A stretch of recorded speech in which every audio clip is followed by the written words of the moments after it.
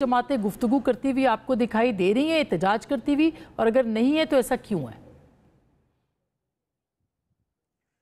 बहुत शुक्रिया आसमा।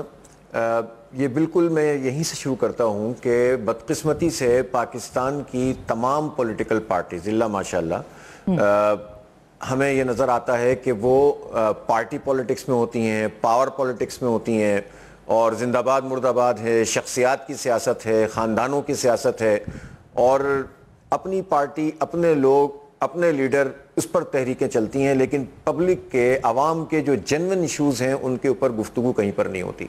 मसलन मैं आपसे कहूँ कि अभी ये पता चला 2 दिन पहले कि 244 अरब रुपए, सिर्फ 8 डिस्कोज जो हैं उन्होंने 244 अरब रुपए पाकिस्तान की कौम से ओवर बिलिंग से वसूल कर लिए हैं।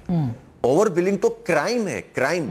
और ये क्राइम वो डिस्कोस कर रही हैं कि जिनको हुकूमत की पैटर्नेज हासिल है, और नेपरा का एक इदारा मौजूद है, पावर डिवीजन मौजूद है, और वजारत मौजूद है, लेकिन पाकिस्तान की कौम से 244 अरब रुपए ओवर बिलिंग करके इन्होंने लूट लिए हैं। ये लूट मार है जो हुकूमत कर रही है। अब आप किससे बात करेंगे? टैक्स की बात कर रहे थे हसन साहब। मुझे ये बताइए कि पाकिस्तान में जो तनख्वाहदार तबका है उसने 544 अरब रुपए टैक्स अदा किया है, और जो बड़े बड़े जागीरदार हैं जिनकी सैकड़ों मुरब्बे जमीन है उन्होंने 4 या 5 अरब रुपए टैक्स जमा कराया, इनकम टैक्स। तो फिर ये क्यों नहीं लेते इनसे टैक्स, जागीरदारों से? ये इतने बड़े बड़े वडेरों से टैक्स क्यों? और किसान का हाल इन्होंने क्या कर दिया है?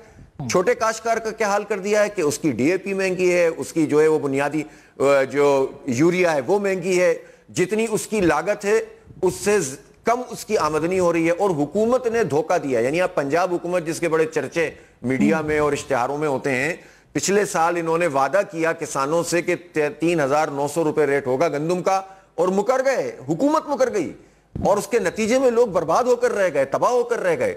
तो जो ज़राअत 6.5% ग्रोथ थी लास्ट ईयर, इस साल 0.54 ग्रोथ है। तो ज़राअत ही तो हमारा वो वाहिद शोबा था जिसमें हमारी ग्रोथ हुई थी, और उसी शोबे में हम इतने पीछे चले गए तो हमारी ग्रोथ कैसे होगी? आपकी बात बिल्कुल दुरुस्त है। ये वो सारे मोटे मोटे याज हैं, मतलब ना ताजर खुश, ना किसान खुश, ना अवाम खुश, कोई भी खुश नहीं। मगर आपका ताल्लुक पाकिस्तान के सबसे बड़े शहर से है जो टैक्स भी बहुत देता है, मगर वहीं पे ताजर हैं, इतनी बड़ी हड़ताल अभी करते हैं, वो इस बात के ऊपर करते हैं कि उनके ऊपर जो मुकदमात हैं वो वापस ले लिए जाएं। मगर क्या कभी किसी सियासी जमात ने, इंक्लूडिंग जमात इस्लामी, उनको कहा कि आप टैक्स दें?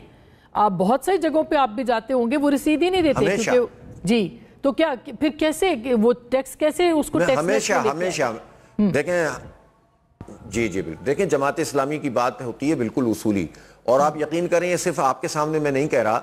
एक मरतबा वहां पर उन्होंने ये लगा दिया कि के इलेक्ट्रिक के बिलों में वो जो है ना वो लगकर आएगा टैक्स। हमने उसकी मुखालिफत की, लेकिन मैंने ताजरों के साथ बैठकर कौमी मीडिया पे कहा कि ताजरों को पूरा टैक्स अदा करना चाहिए, और हम उसी की आवाज उठाएंगे जो टैक्स को अदा करने की बात करेगा, नाजायज तरीके से वसूल करने की जो बात करेगा हम उसके खिलाफ बात करेंगे।